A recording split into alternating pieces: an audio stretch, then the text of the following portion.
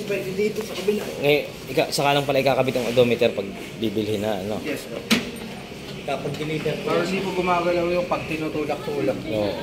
Kasi manual po din yung pag tinutulak-tulak kung matakbo yung odometer, kaya akala ng ibang tao ginagamit. Alin nga yung ano dyan, yung sa atrasulong na ano, natatanggal daw yung clip? Doon po sa loob. Saan Sa first change oil niyo po, ginakabit ko naman po yun. Pagka nagpa-maintenance po kasi hindi po pwedeng mabuksan pa po kasi kaagad.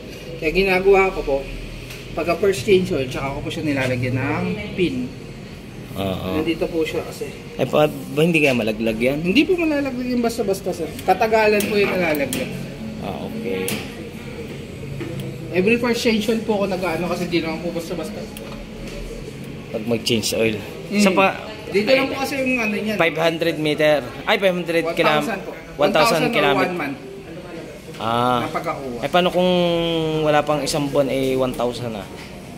Kung ano po mauna. Okay. Pwede naman. Basta 1,000 dalhin ko na dito. Okay. Wag lang po lalagpas ng isang 1,000 sir. Okay. Kung 995 pwede na. Kahit 999 sir, pwede. Wag lang po siyang 1,000 kasi pagka lumagpas mo ng 1,001, considered na rin po kasi na lagpas na po doon sa warranty ko. Okay. Kasi may nakalagay 1,000 or 1 month. Pag lumagpas na po kasi doon, hindi na po considered. Binidyo ko yun ha. Okay lang. Opo. At least na ano ko lang po kasi para ma-remind po kayo na akala kasi na iba kailangan pa parating ng 1,000. Hindi po, 1,000 or 1 month. Kung ano po mauna. Kasi basta nag 1 month, kahit 100 lang, palit na. Yes po.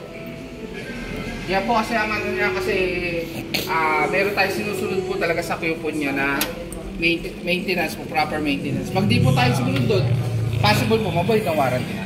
Gano'ng katagal yung warranty niya? 1 year warranty. Normally naman gano'n. 15,000 kilometers.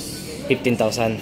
Medyo mas maano lang po kasi ito dahil pampasada. Kaya hanggang 15,000. Yung mga ibang motor po kasi is I guess ko pagka na palipat na yung prangkisa niya, feeling ko 5 months lang, 6 months lang yan. Ano na? Maging 15,000. Eh paano pag gano'n? 1 taon pa rin? Hindi po, ano po mauna? Whichever comes first. Ganun din. Okay. Hindi po siya 1 year or kung ano man po. Whichever comes first. Lahat po yan. 15,000 or 1 year.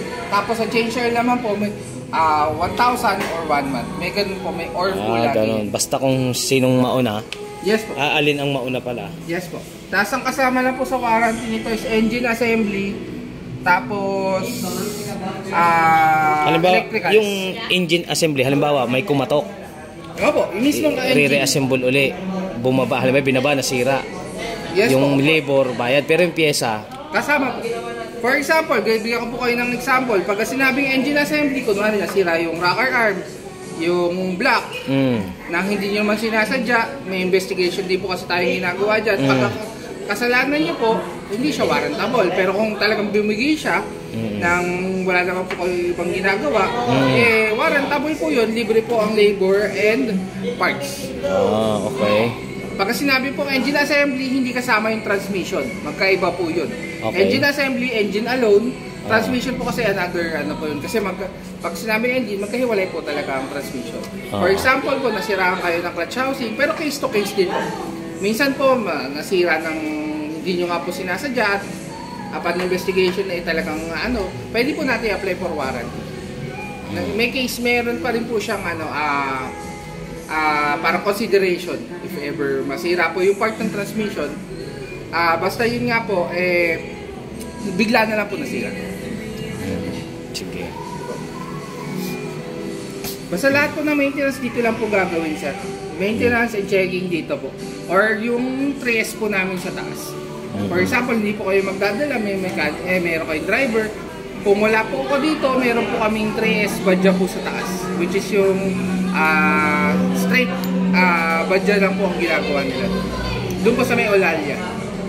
Pwede nyo po siyang dalhin doon para pa-servicean po siya if ever wala ako at kailangan po talaga ng yun yung ano nyo, service center. Yun po yung pinakamalaking Olalia. Yes po, sa pinaka-service center ng badya. Okay. Pero pag ano po, dito po lang din ang service. Saan ba yung Olalia? Antipolo pa rin yun? Yes po, alam sumulong lang dito, tuloy-tuloy Okay. lang, sa kabilang sumulong lang. Papuntang Assumption. Malapit na siya sa Assumption College. Sa pataas lang po. Hindi na kayo abot na Robinson's Antipolo. Doon sa may, sa may gasoline station. Katabi po doon, yes po. Yung budget po na Yun. Yung pala makikita yung... nyo naman po puro budget po doon. Yung may mga ginagawa din minsan. Yes po. Yun pala yun. Sa checkpoint ba yun? Yes po. Okay. Madami naman. Yung aircon yun. Sira daw. Sira yung aircon? Aircon,